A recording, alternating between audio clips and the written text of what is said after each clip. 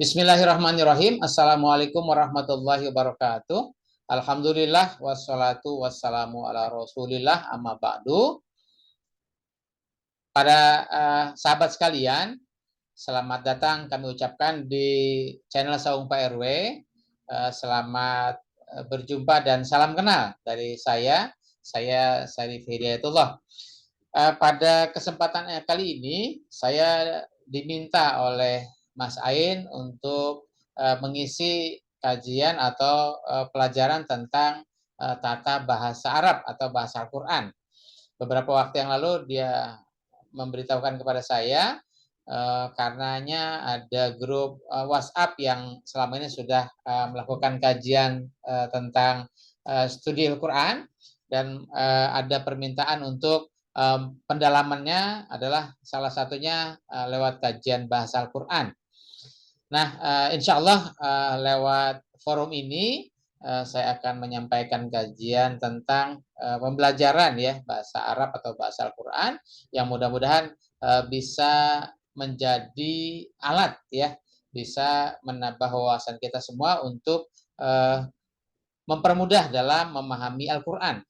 Hadirin sekalian, sebetulnya saya bukan ahlinya dalam pelajaran tata bahasa Arab atau tata bahasa Al-Quran. Banyaklah yang lain, namun saya sekedar ingin memberanikan diri agar ketika kita menyampaikan ilmu yang sudah kita punya, ternyata ilmu itu bukannya berkurang, justru malah bertambah. Jadi semakin banyak kita sampaikan, semakin cepat juga untuk bertambah ilmu yang kita dapatkan, ilmu yang kita miliki.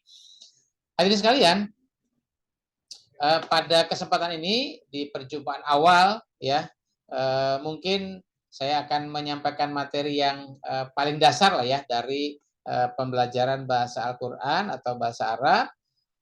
Kemudian kenapa mesti dibedakan istilahnya, ada istilah bahasa Al-Quran atau bahasa Arab ya.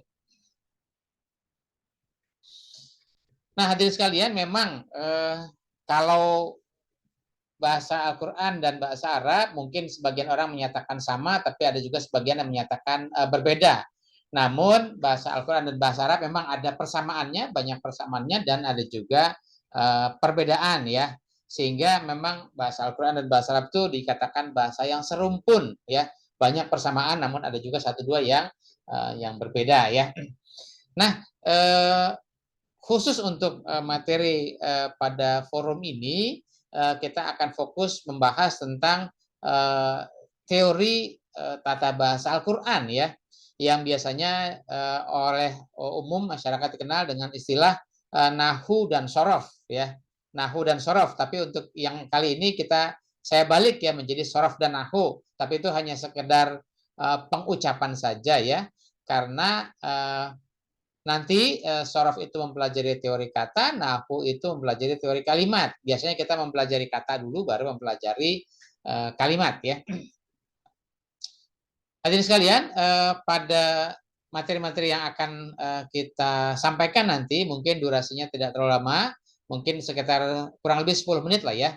Dan kami harapkan bila Anda serius mengikuti kajian ini, mohon tidak sekedar menonton videonya saja, tapi mungkin pada video-video yang akan datang akan kita berikan juga praktek untuk latihan. Nah, kami harapkan Anda bisa ikut melakukan praktek latihan sehingga kita punya kemampuan atau kemahiran dalam mempraktekkan teori-teori atau sorof dan nahu ini ya. Hadirin sekalian, manakala nanti ada ada hal-hal yang kurang jelas, ada hal yang ingin ditanyakan, bisa tulis di kolom komentar atau nanti silakan juga disampaikan lewat grup WhatsApp ya, sehingga bisa lebih cepat kita respon. Kemudian ini memang materi khusus saya sampaikan pada grup WhatsApp yang sudah ada, yang dikomandoi oleh Mas Ain. Tapi nanti kalaupun pihak lain ingin belajar ya monggo saja, silahkan ya. Semoga kita mendapatkan ilmu yang kita harapkan dan tentu akan menjadi keberkahan bagi kita semua. Pertama, seperti tadi istilah ya, sorof dan nahu. Sorof itu apa ya? Sorof itu adalah ilmu tentang teori kata, ya. Jadi biasanya ketika kita belajar bahasa apapun itu ada kata dan ada kalimat, ya. Nah, rangkaian kata-kata nanti akan menyusun menjadi sebuah kalimat. Nah, nanti rangkaian beberapa kalimat nanti akan menjadi sebuah kalimat yang panjang, ya, mungkin kalimat bertingkat atau menjadi sebuah paragraf dan seterusnya, ya. Nah, dalam istilah bahasa Indonesia biasanya kata itu, ya, ini untuk istilah Indonesia, ya, kita menyebutnya kata, ya, dalam bahasa Indonesia. Sedangkan istilah Arab, ya, istilah bahasa Arab itu menyebutnya kalimah, ya. Nah, ini kalau tulisan bahasa Arabnya seperti ini, al kalimah, ya, pakai belakangnya ta marbutoh, ya. Biasanya ta marbutoh itu kalau dibaca wakaf, dibaca berhenti, ya, ini disukunkan, ya, atau bacanya hurufnya dimatikan kemudian diganti dengan hak, ya. Jadi yang tadinya al kalimat, ya, al kalimatu menjadi al kalimat karena dia ta marbutoh menjadi al kalimah, ya. Jadi kita suka menyebutnya kalimah, ya. Jadi kata dalam bahasa Indonesia itu sama dengan kalimah atau kalimat dalam bahasa Arab. Jadi ini peristilahan yang memang perlu kita pahami. Jadi kalau kita ngomong kata itu, kalau yang ngomong orang Indonesia ya artinya kata per kata, ya. Tapi kalau yang nanti bicara ketika mempelajari bahasa Arab, ketika dia ngomong kalimah atau kalimat, ya, itu bukan kalimat seperti bahasa Indonesia susunan kata-kata, ya, tapi ini adalah kata, ya, ya, dalam bahasa Indonesia, kalimah dalam bahasa Arab. Kemudian kalau nahu, ya, nahu itu nanti mempelajari tentang teori kalimat, ya. Nanti ada bentuk-bentuk kalimat, ada subjek, ada predikat, ada objek dan sebagainya, kapan kedudukan dia sebagai subjek, kapan kedudukannya sebagai predikat dan seterusnya, ya. Nah, kalau tadi dalam bahasa Indonesia kata, dalam bahasa Arab itu kalimah atau kalimat. Nah, sedangkan kalau dalam bahasa Indonesia kalimat, ya, rangkaian kata-kata itu dalam bahasa Indonesia kita sebut kalimat. Nah, istilah untuk bahasa Arab itu jumlah, ya. Nah, tulisannya seperti ini, al jumlatu, ya. Al jumlatu, ini ada tak marbutoh di belakang. Jadi biasanya kalau kita wakafkan, kita sukunkan ini dan diganti menjadi hak, ya. Al jumlah, ya, jumlah. Jadi urutannya dalam bahasa Indonesia kata dan kalimat, sedangkan pakai istilah bahasa Arab itu adalah kalimah dan jumlah, gitu, ya. Ini biar dipahami dulu dasarnya. Kemudian kata, ya, atau kalimah dalam bahasa Arab itu secara umum terbagi tiga, ya, terbagi tiga. Yang pertama namanya isim atau kita istilahnya ismun, ya. Isim atau ismun ini adalah kelompok kata benda, ya, atau yang dianggap kata benda, ya. Nah, dalam bahasa Indonesia atau bahasa yang lain juga itu kata benda kan ada yang memang kata benda yang apa namanya wujud, ya. Ada juga benda yang tidak berwujud, gitu, ya. Nah, kata benda misalnya, ya, ini ada mic, ya. Ini ada pensil, ini ada handphone misalnya. Nah, ini adalah kata benda, ya. Dan ini bendanya kelihatan, tampak di permukaan.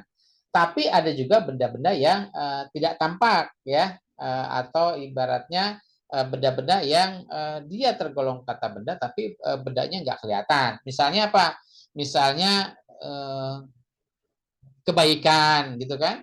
Kemudian tulisan, atau misalnya apa namanya, misalnya kasih sayang, ketelitian dan sebagainya, ya. Biasanya itu dalam bahasa Indonesia kan dikasih awalan atau dikasih akhiran an, itu sudah menjadi kata benda, ya. Dan kata bendanya tidak tampak, ya.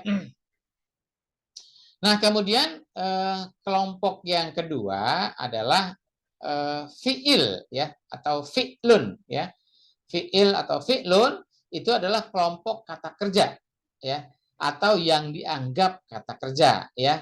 Misalnya kelompok kata kerja ini, ya, kalau dalam bahasa Indonesia misalnya menulis, kemudian membaca, kemudian berjalan, ya, berlari, memotong, memukul, ya, dan sebagainya. Itu adalah kelompok kata kerja, ya. Tapi ada juga yang dimasukkan ke dalam kelompok kata kerja, namun ya seperti tidak kerja gitu ya. Misalnya tidur. Nah, tidur itu kerja atau bukan kan gitu ya.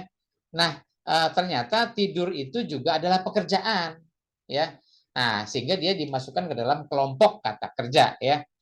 Ya memang kalau ketika orang tidur dia nggak ngapa-ngapain, dia tidak melakukan apa-apa. Tapi dia sedang melakukan pekerjaan yang namanya tidur ya gitu ya. Sehingga ada istilah kalau di Betawi itu eh, apa namanya, orang yang lebih banyak tidurnya dibanding aktivitas yang lain, suka dibilang begini, lu kerjaannya tidur mulu kan gitu ya. Artinya tidur itu juga adalah pekerjaan ya. Jadi dikelompokkan ke dalam kata kerja. Berikutnya yang ketiga adalah huruf ya atau harfun ya. Nah, huruf ini bisa satu huruf, bisa dua atau beberapa huruf ya. Jadi huruf di sini adalah huruf yang punya makna, yang punya arti tersendiri ya. Nah, kalau dalam bahasa Indonesia kan nggak ada nih pengelompokan huruf ya. Ya huruf itu ya abjad kan gitu ya. Itu dalam Indonesia. Tapi kalau di dalam bahasa Arab huruf yang memang punya, bukan huruf hijaiyah ya. Artinya bukan kelompoknya huruf hijaiyah, tapi huruf-huruf yang diambil dari huruf hijaiyah dan dia punya arti tersendiri. Nah, itu dikelompokkan ke dalam huruf ya, harfun. Nah, kelompok huruf ini ketika dia dikelompokkan ke dalam kelompok isim, kelompok kata benda, dia tidak masuk. Dia dikelompokkan ke dalam kelompok kata kerja, ya, fiil atau fi'lun, dia juga tidak masuk. Sehingga dia dikelompokkan tersendiri dengan kelompok namanya huruf, ya.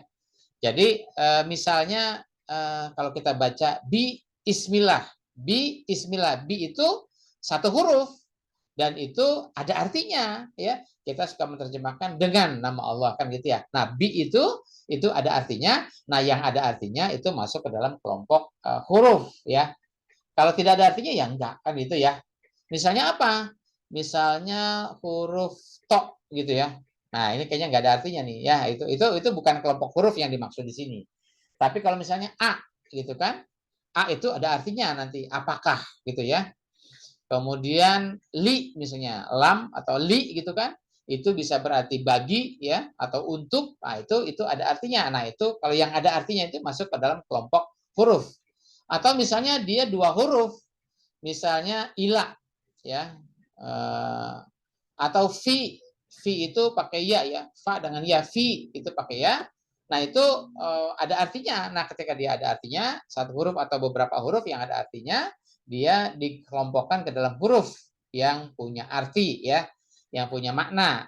Karena apa? Karena dia tidak bisa dikelompokkan ke dalam isim, tidak bisa dikelompokkan ke dalam fiil, maka dia ada kelompok sendiri namanya huruf. Jadi sahabatku semua, kira-kira sebagai awalan dalam perjumpaan kita, sebagai perkenalan, maka ketika kita nanti akan membahas ilmu sorof, yaitu tentang ilmu teori kata, itu nanti akan ada perubahan-perubahan kata. Satu kata nanti akan kita bisa rubah menjadi beberapa puluh kata, ya. Kemudian itu nanti kajiannya pada ilmu sorof.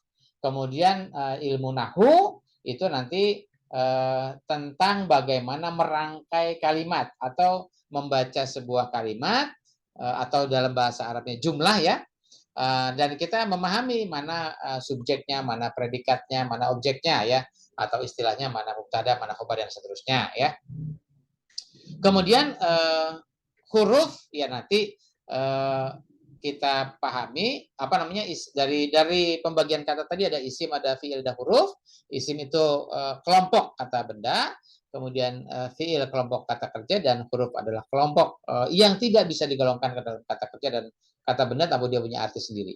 Nah, dari isim, fiil, dan huruf nanti akan kita rangkai menjadi sebuah kalimat. Itulah nanti kajiannya ilmu nahu ya. Jadi Nanti ketika ilmu sorof itu nanti akan mempelajari bagaimana isim, bagaimana fiil. Tapi kalau huruf dia sudah tidak perlu kajian khusus karena memang sudah ada tabelnya lah ya, yang sudah punya arti tersendiri. Hadirin sekalian, itu saja yang dapat saya sampaikan pada perjumpaan kali ini. Mohon maaf bila ada hal yang kurang berkenan. Terima kasih. Wassalamualaikum warahmatullahi wabarakatuh.